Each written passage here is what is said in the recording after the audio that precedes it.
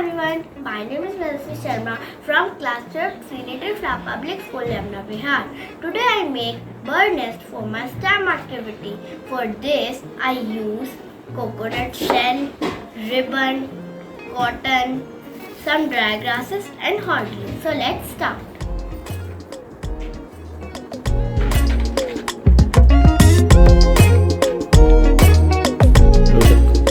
I place some cotton and some dry grasses in this.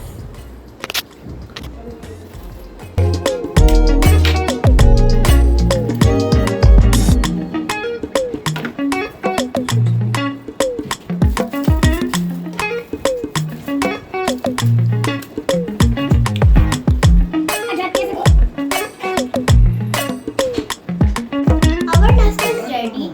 We use ribbon to hang it. So let's start.